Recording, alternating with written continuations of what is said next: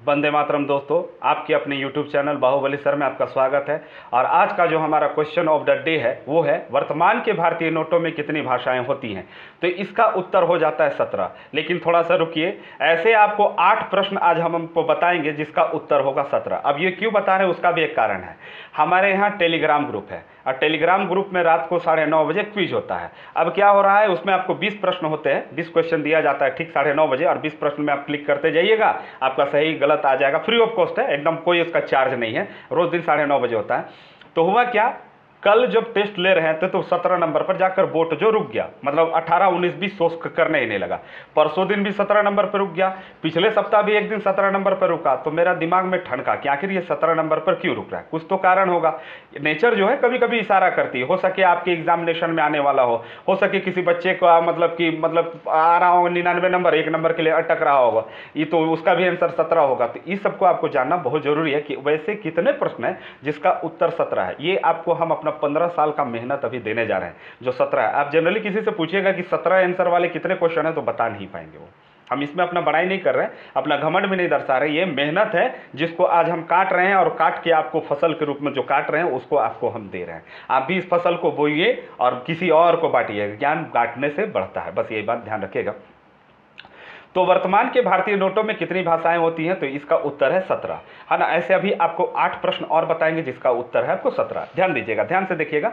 सबसे पहले इसको आप समझ लीजिए, ये जो भाषा है, ये भाषा आपको टोटल 17 है, जिसमें दो भाषा जो है हिंदी और इंग्लिश नोट के आगे तरफ लिखा हुआ रहता है, और बाकी जो 15 भाषा है वो पीछे तरफ लिखा हुआ रहता है। देखिएगा, अब एक बात और जान लीजिए, आपको जो नोट होता है, नोट में एक चीज और लिखा हुआ रहता है। मैं धारक को 500 रुपया, 10 रुपया, 100 रुपया, मतलब कोई भी नोट हो उसका वैल्यू का उतना लिखा रहता है। मैं धारक को 100 रुपया देने का वादा करता हूं। ये क्यों मैं धारक को 100 रुपया देने का वचन देता हूं, ऐसे लिखा हुआ रहता है ना। बहुत शुद्ध हिंदी में लिखा हुआ रहता है। तो इसका मतलब क्या होता है, उसका मतलब भी आप जान लीजिए। उसमें नोट में देखिएगा, ध्यान से देखिएगा, लिखा हुआ रहता है।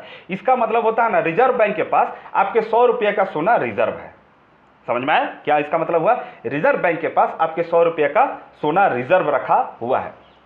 एक बात और जो आपको नोट से आता है कि नोट में जो चिन्ह होता है, नोट का जो चिन्ह होता है, आप ध्यान दिए होंगे, नोट का जो चिन्ह होता है आपको ऐसे, इसमें आपको जो आर लिखा हुआ रहता है, इंग्लिश का आर और हिंदी का आपको देवनागरी लिपि का र है, उसको मिला के नोट में जो रुपया का चिन्ह ऐसे बनाया गया। अब पूछता है ये रुपये का चिन्ह किसने दिया था, तो उनका नाम था उदय कुमार। फिर पूछता है वो कहाँ से थे, तो गुवाहाटी, IIT गुवाहाटी से थे। फिर पूछता है ये रुपये का चिन्ह कब दिया गया, तो याद रखिएगा 2010 में दिया गया। ठीक है, तो याद रखिएगा भारतीय नोटों में कितनी भाषाएं होती है, 17। अब अगला क्वेश्चन चलिए जिसका आंसर आपको 17 होता है। तो अगला प्रश्न आपको है कि 17वीं समानांतर रेखा किन दो देशों की समानांतर रेखा, किन दो देशों की सीमा है। 17वीं समानांतर रेखा किन दो देशों की सीमा है, याद रखिएगा उत्तरी वियतनाम और दक्षिणी वियतनाम। ये जब एकीकृत वियतनाम नहीं होता था तब इनके बीच का सीमा रेखा है, लेकिन आपको सब बुक में ही मिलेगा 17वीं समानांतर रेखा किन दो देशों की सीमा है। तो याद रखिएगा उत्तरी वियतनाम, दक्षिणी वियतनाम। ये हो गया दूसरा क्वेश्चन जिसका उत्तर होता है 17।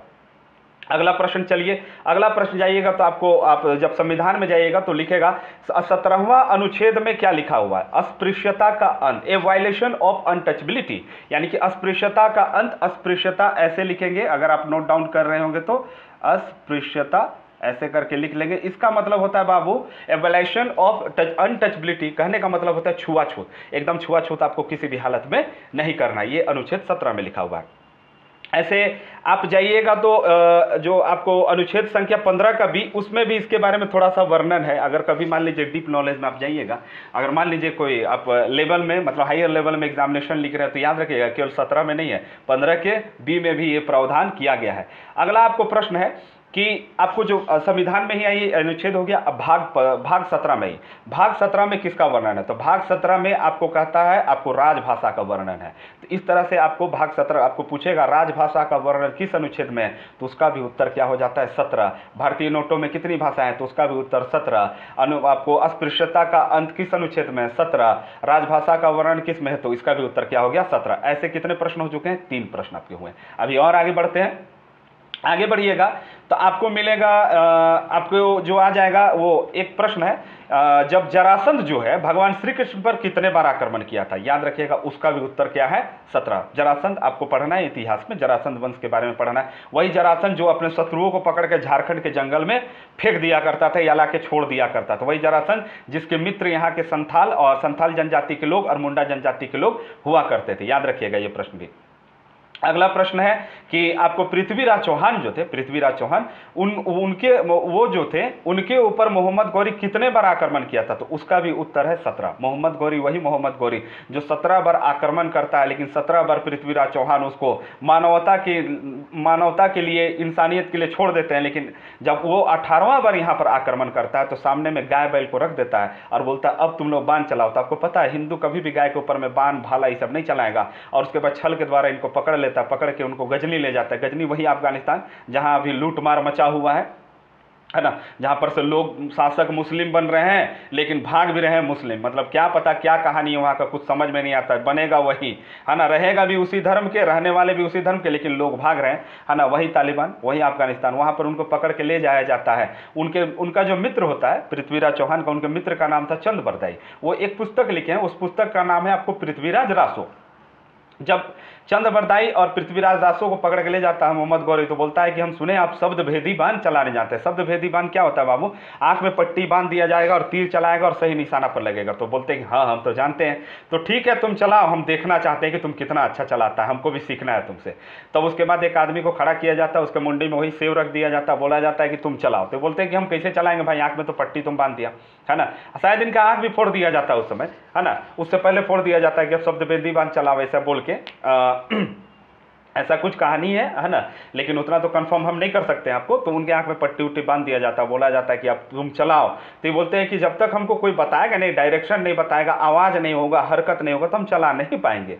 तब कहते हैं कि ठीक है, चंद बरदाई को बोलते हैं, चंद बरदाई बोलेगा और हम चलाएंगे। तो चंद बरदाई जो है वो बताते हैं कि वो सेव का लोकेशन नहीं बताते, वो लोकेशन बताने लगते हैं सुल्तान का। सुल्तान मतलब मोहम्मद गौरी कहाँ पर बैठा वो लोकेशन बताते हैं। और कैसे बताते हैं, दोहा में, बहुत सुंदर दोहा है। क्या लिखते हैं, 4 बांस 24 गज, ध्यान से सुनिएगा, 4 बांस 24 गज अंगुल अष्टप्रमाण ता ऊपर सुल्तान है मत चूको चौहान। कहने का मतलब 4 बांस 24 गज, मतलब यहाँ से 4 बांस और 24 गज के दूरी पर और 4 अंगुल अष्टप्रमाण, 4 अंगुल को 8 बार कर लीजिए, उतने दूरी पर क्या है सुल्तान है, आप जो चौहान है आप मत चुकिए, उनके ऊपर वार कर दीजिए। 4 बांस 24 गज 4 अंगुल अष्टप्रमाण ता ऊपर सुल्तान है मत चुको चौहान। तो याद रखिएगा मोहम्मद गौरी पृथ्वीराज चौहान पर कितने बार आक्रमण किया था, तो कुल 17 बार आक्रमण किया था।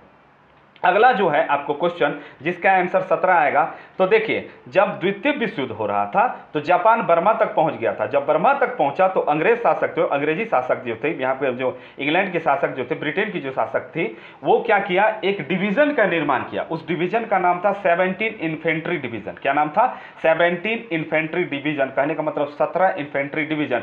इसको द ब्लैक कैट डिवीजन भी कहा गया। इसलिए कहा गया इसको ब्लैक कैट डिवीजन क्योंकि इसका चिन्ह था आपको ब्लैक कैट। और किसको मारने के लिए बनाया गया था डिवीजन, इन्फेंट्री डिवीजन, आर्मी का होता है इन्फेंट्री डिवीजन। ये आपको बनाया गया था आपको बर्मा में जापानियों को मारने के लिए, या फिर आप समझिए सुभाष चंद्र बोस की भी सेना इधर आ रही थी, उनसे भी युद्ध करने के लिए भी समझ सकते हैं।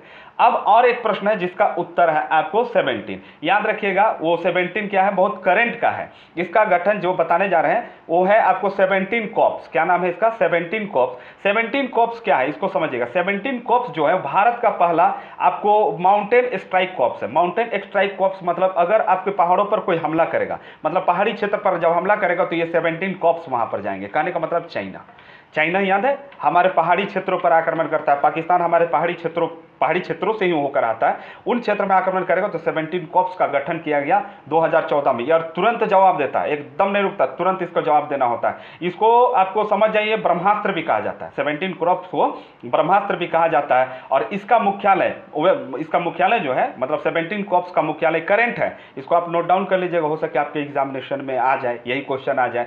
तो 17 कॉर्प्स का जो मुख्यालय है वो पश्चिम बंगाल के आपको पानगढ़ में इसका मुख्यालय है। और इसका गठन हुआ था 2014 में। और तब 2017 में जब डोकलाम विवाद हुआ था, 2017 में जब डोकलाम विवाद हुआ था, उस समय यही सामने में गया था, कौन, 17 कॉर्प्स। तो दोस्तों इस तरह से हमारा जो आज का वीडियो है यहीं पर समाप्त होता है। दोस्तों और भी महत्वपूर्ण प्रश्न, महत्वपूर्ण जीएस और उनकी डिस्क्रिप्शन, उनके जानकारी को प्राप्त करने के लिए चैनल को लाइक, शेयर एंड सब्सक्राइब करना ना भूलें। आपका कोटि कोटि धन्यवाद।